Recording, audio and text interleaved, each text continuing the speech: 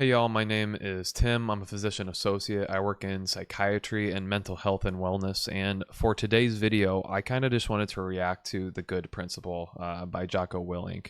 If you don't know Jocko, he is an ex-Navy SEAL. He has a great book called Extreme Ownership. But this guy's perspective of life, how he just approaches it, a lot of it I think comes from this good principle that he developed. And I believe he was talking about it in one of his podcasts. But in my field, I see, again, mindsets that are slowly but surely just developed through anxious mindsets, depressed mindsets. They don't happen over time. They may happen due to traumatic instances or issues that occur in life. And again, Jocko, I wouldn't say this is an answer, right? But it is a good way to react to difficult situations in life, which happen all the time. So what we'll do is I'll play the video and we'll just react to it, and I may pause at times if that annoys you. Sorry. Just again, leave comments down below for any suggestions as well. But yeah, let's get into it.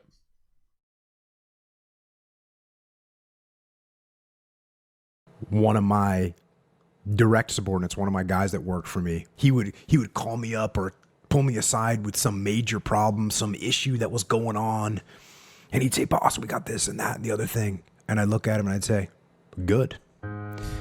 And finally one day he was telling me about some issue that he was having, some problem, and he said, "I already know what you're gonna say."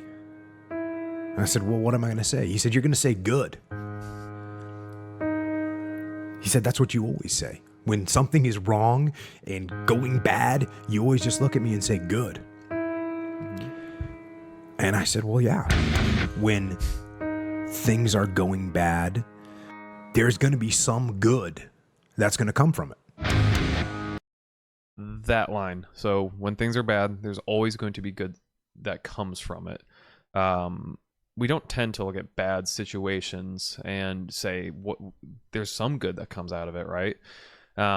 Whether it be a car accident or a traumatic situation, like, of course there's always bad, and we're not trying to ignore that, but there's always a choice in the matter, despite how we feel, right? We can always choose to look at the stressor, look at the frustration, be annoyed. It's why does this happen to me, right? All these questions. Or we can choose to say, what can I learn? What can I yearn from this, right?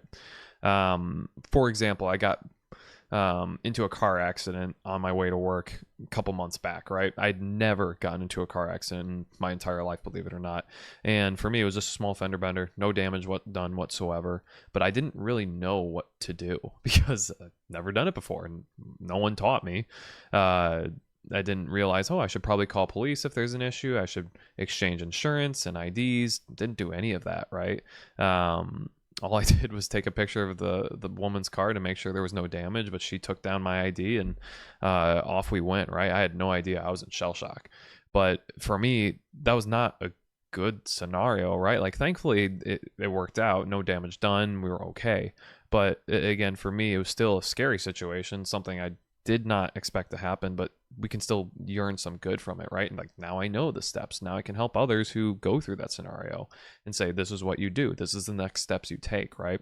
That is just a small, minuscule problem. And mind you, there are some issues that it's hard to yearn the good out of something, right? Like, it takes a long time for someone to say, there was good that came from a family member's death. I think in a way that can be true, but it is difficult to see that through, right? Again, I can personally say in my own life that, again, death isn't good. It hurts, it sucks, but again, I chose to yearn and seek out what good can I take from this, and ultimately, again, that really helped serve me well in developing who I am today. But again, also being able to live a life worthy of those who have passed on as well. Didn't get the new high-speed gear we wanted? Good. Didn't get promoted? Good. More time to get better. Oh, mission got canceled? Good. We can focus on another one. Didn't get funded? Didn't get the job you wanted? Got injured? Sprained my ankle? Got tapped out? Good. Got beat? Good. You learned. Unexpected problems? Good. We have the opportunity to figure out a solution. Real quick note: he instead of being a problem, an issue, a mistake, right? This is something I like to teach my patients. It's an opportunity, right? We don't look at past history and issues as mistakes, but opportunities for growth, right? Um, sure, maybe some people may say you sugarcoat it, but at the end of the day, I don't see the benefit in looking at our past issues or problems as mistakes. But again, for us, there's nothing we can do about it, right? Like, why are we focusing on the past when we can focus on what we can do, not what we would have, should have, could have, right? That mindset of being present, right? Focusing on what I can do is kind of where we have to reframe that focus, is how we like to say that. That's it. When things are going bad, don't get all bummed out, don't get startled, don't get frustrated. Really hard to do that. If you can say the word good, guess what? It means you're still alive. It means you're still breathing. And if you're still breathing, well then hell, you still got some fight left in you. So get up, dust off, reload, recalibrate, re-engage, and go out on the attack.